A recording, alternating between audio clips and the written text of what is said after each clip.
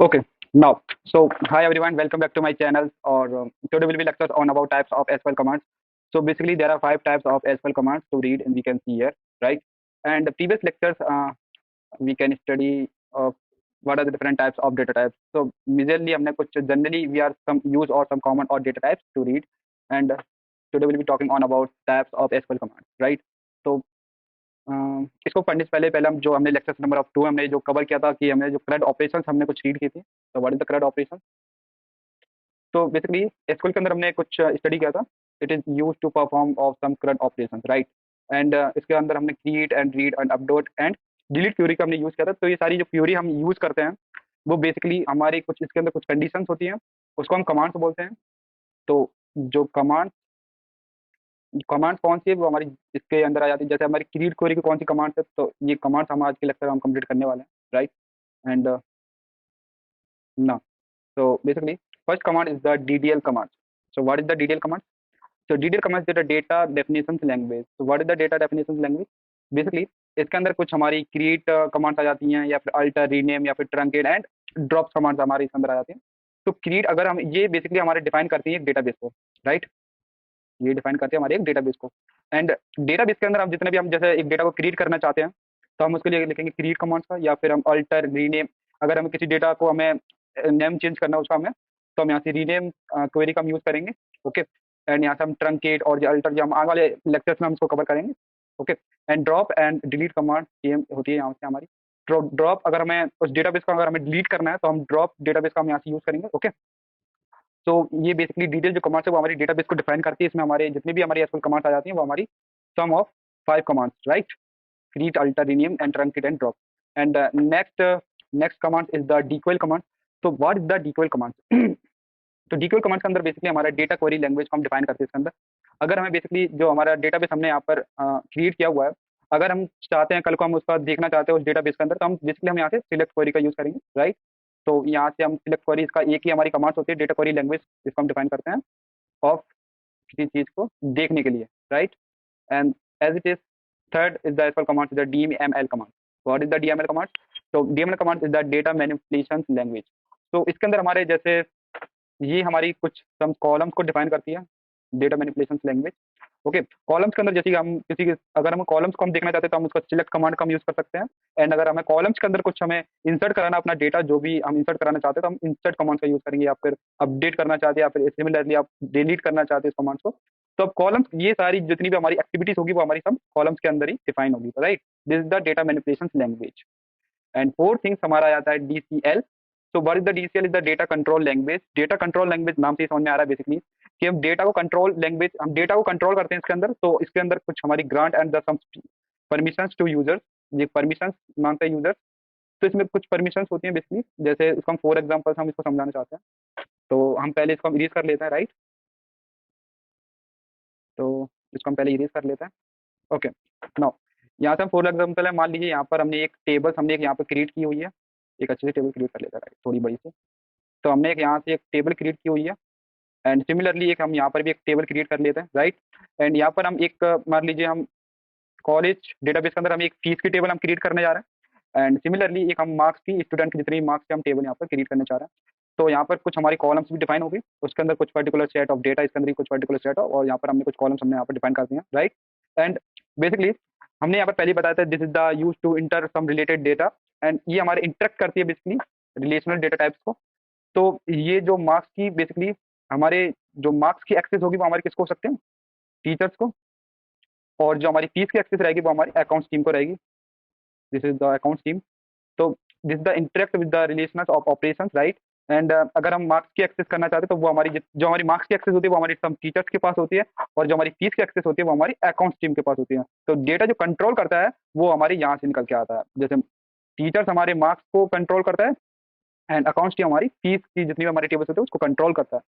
तो ऐसे अगर हम अकाउंट्स टीम को अगर हम मार्क्स की एक्सेस दे दें, और अगर हम टीचर्स को अगर हम फीस की एक्सेस दे दें, तो इस चीज़ का ज़्यादा बड़ा सेंस बनाएगा नहीं।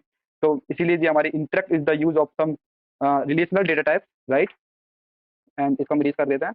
तो that's are also known as the data control language, DCL language, right? And 5 commands is the TCL commands. तो टीसीएल कमांड्स के अंदर जितनी हमारी सारी ट्रांजेक्शन कंट्रोल करता है डेटाबेस के अंदर। तो ट्रांजेक्शन कंट्रोल बेसिकली इसका ट्रांजेक्शन हमारा एक क्वेरी आ जाती है कमिट या फिर रोल बैक ईटीसी, राइट। तो बेसिकली इसका बेसिकली ज़्यादा हमारा यूज होने वाला नहीं है, क्योंकि ये हमारा सम एडवांस में जाता है, एडवांस एसक्यूएल के अंदर। तो इसको आने वाले लेक्चर में हम कवर करेंगे। तो अभी के लिए इसको हम इग्नोर करते हैं। हम ज़्यादातर ध्यान देंगे, हम मेजरली हम 4 टाइप्स के कमांड्स हम ज़्यादा इनका हम ध्यान देंगे, राइट। एंड नेक्स्ट करते हैं। तो next topic is the database related some queries. तो इसके अंदर कुछ क्वेरीज आ जाती हैं इसके अंदर। And first query is the create database query, जो कि हमने क्रिएट डेटाबेस की क्वेरी हमने यहाँ पर क्रिएट की हुई थी डेटाबेस के अंदर। और क्रिएट डेटाबेस, अगर हमें क्रिएट डेटा को डेटाबेस को अगर हमें क्रिएट करना है तो क्रिएट हमने एसक्यूएल कमांड हमने यहाँ पर लिखी हुई है, और डेटाबेस का नाम, और यहाँ पर आप जो भी आप डेटाबेस का नाम यहाँ पर देना चाहते हैं, and the semicolon, right. And अगर इसकी जगह अगर हम ये लिखें create database if not exist, एक हम यहाँ पर कंडीशन हम यहाँ पर डिफाइन करेंगे, इफ नॉट एग्जिस्ट, और फिर उस डेटाबेस का नेम। हम यहाँ क्यों इसका यूज कर रहे हैं इफ नॉट एग्जिस्ट का? बेसिकली इफ नॉट एग्जिस्ट का हम इसलिए यूज कर रहे हैं क्योंकि इसका अगर हम यूज करते हैं तो हमें पता चल जाता है कि अगर डेटा बेस के अंदर पहले से ही वो डेटा डिफाइन है तो फिर क्या होगा, वो उसको एग्जीक्यूट कर देगा। अगर डिफाइन नहीं है तो वो हमें वार्निंग दे देगा, अगर हम ये कंडीशंस इसके अंदर लिखते हैं तो हम इसको एक बार प्रैक्टिकल में हम इसको करके देख लेते हैं माइस्क्वेल वर्कबेंच के अंदर, राइट। तो एक बार हम माइस्क्वेल वर्कबेंच को ओपन कर लेते हैं। तो this is the interface of the MySQL workbench. And यहाँ पर हमने एक क्रिएट डेटाबेस के अंदर हमने यहाँ पर जो कॉलेज नाम के एक डेटाबेस को हमने क्रिएट किया हुआ है। आप यहाँ पे शो स्कीमास के अंदर रिफ्रेश ऑल करेंगे तो यहाँ पर कॉलेज नाम का एक डेटाबेस बना हुआ है। एंड अगर आप इसके अंदर क्लिक करते हैं तो कॉलम्स, एंड कॉलम्स के अंदर कुछ डिफाइन जिस द स्टूडेंट्स, स्टूडेंट्स हमारे नाम से एक टेबल थी, उसके अंदर कॉलम्स के अंदर कुछ हमने आईडी, नेम एंड एज यहाँ पर डिफाइन किए हुए हैं। Okay, this is the college of the database. And अगर हम यहाँ से एक और अगर हम क्रिएट डेटाबेस करते हैं, डेटाबेस, और हम इसी का नाम दोबारा लिख देते हैं कॉलेज डेटा डेटा टाइप से, तो अगर हम इसको एग्जीक्यूट करते हैं तो देखते क्या आता है। तो एरर आया, we can't create database college database exist. तो डेटाबेस, ये कॉलेज वाला डेटाबेस तो पहले से ही एग्जिस्ट करता है, तो इसलिए यहाँ पे शो कर दे एरर। ओके, और अगर हम इसी को यहाँ पर अगर हम लिखें if not exist, this the condition of if not exist exist, right. और अभी हम इसको एग्जीक्यूट करते हैं कॉलेज नाम के डेटाबेस को, हम दोबारा एक डेटाबेस क्रिएट करने जा रहे हैं। तो इस बार हमारे यहाँ पर एरर नहीं आया, एक वार्निंग आई है, create database if not exist college. तो एक वार्निंग आना एक अच्छी बात होती है कोडर्स के लिए बेसिकली, और एक एरर आना बहुत ही बड़ी बात होती है। तो एरर हम बिल्कुल भी नहीं सहते, हम वार्निंग हम सह सकते हैं, राइट। एंड ऐसे हमारे सिमिलरली एक और यहाँ से एक और कमांड होती है हमारी ड्रॉप डेटाबेस। सिमिलरली इसमें भी हम ड्रॉप डेटाबेस, जो हमें ड्रॉप क्वेरी होगी यहाँ पर हम ड्रॉप लिखेंगे एंड डेटाबेस का नेम, ठीक है। एंड जो आप ड्रॉप करने वाले हो तो हम यहाँ पे इफ एग्जिस्ट की कंडीशन लगाएंगे, अगर वो पहले से ही एग्जिस्ट है तभी उसको डिलीट करो, या फिर एग्जिस्ट नहीं है तो फिर वार्निंग आ जाएगी। ओके, तो सेम थिंग इसका वो यूज होने वाला है इसी के अंदर। और next related query is the show database. अगर हमें किसी डेटाबेस को शो करना है तो हम शो डेटाबेस की क्वेरीज को हम यहाँ पर एग्जीक्यूट करेंगे। तो हम यहाँ पर एक प्रैक्टिकल के अंदर हम करके देख लेते हैं। ओके, ये हमने एक डेटाबेस क्रिएट हुआ है, इसको हम हटा देते हैं। ये जो हमने लिखा हुआ है कॉलेज नाम से हमारा एक डेटाबेस है, एंड इसके अंदर हमने स्टूडेंट्स नाम के हमने यहाँ पर टेबल स्टोर है, एंड इसके अंदर कुछ कॉलम्स डिफाइन किए। कॉलम्स के अंदर भी हमने कुछ इंसर्ट किए हुए इसके अंदर वैल्यूज, जो हमारी डेटा हो गया। एंड यहाँ से हम शो डेटाबेसिस करना चाहते हैं, तो डेटाबेसिस, एंड इसको हम एग्जीक्यूट करते हैं। पहले हम इसकी टेबल देख लेते हैं कि कैसे इसकी टेबल शो कर रही है, और ये पहले हम इसको एग्जीक्यूट कर लेते हैं एक बार फिर से। एग्जीक्यूट से ओके, इसको भी एक बार कर लेते हैं।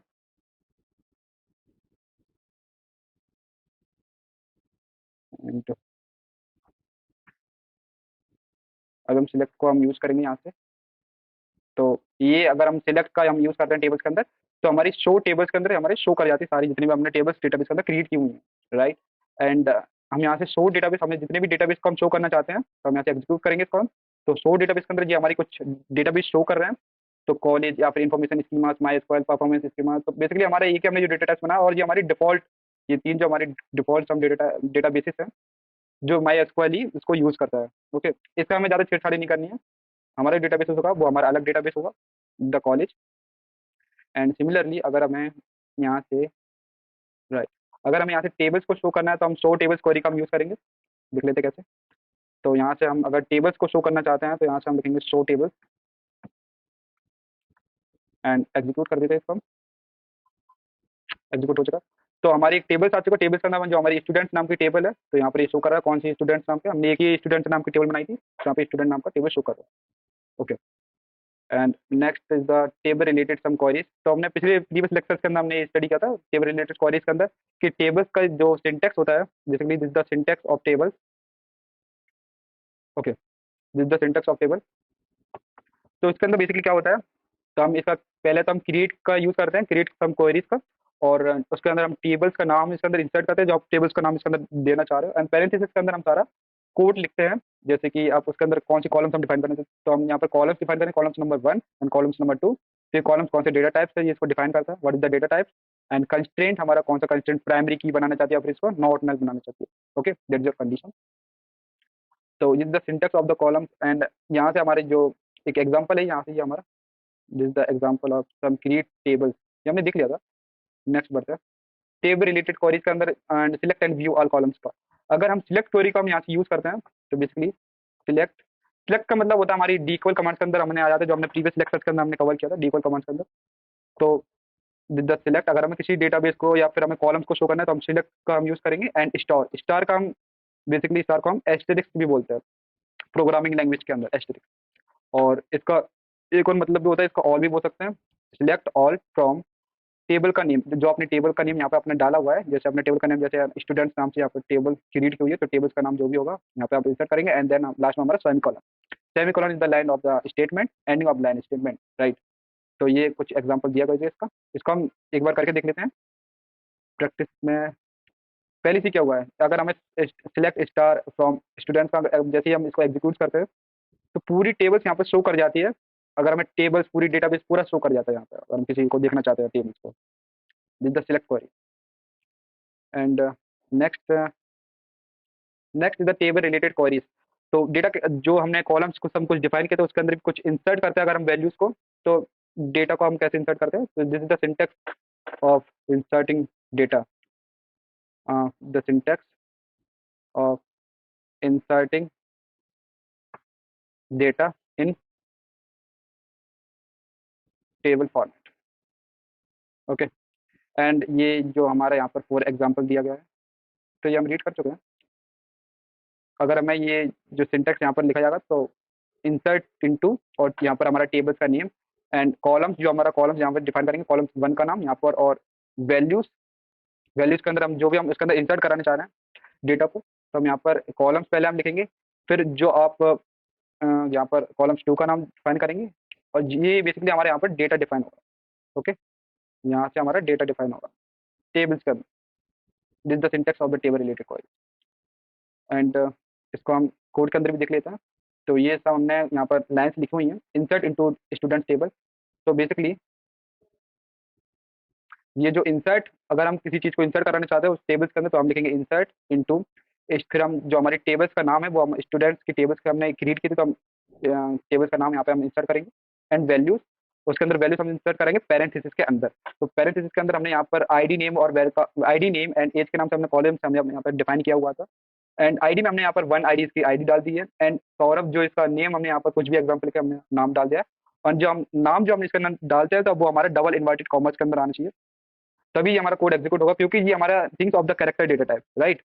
तो कैरेक्टर जब भी हम लिखते हैं वो हमारा डबल इन्वर्टेड कॉमर्स के अंदर आता है, एंड एज हम डिफाइन करेंगे यहाँ पर इसके आगे कॉमा लगा करके एज 20, एंड पैरेंथेसिस को हम ऑफ कर देंगे, एंड यहाँ से हमारा सेमीकोलन। तो यहाँ से हमारा पूरा एंडिंग ऑफ लाइन हो चुका है इस कोड का। तो इनको सारी को हम एग्जीक्यूट करेंगे तो हमारी यहाँ से कुछ ऐसी टेबल्स यहाँ से प्रिंट हो जाती है।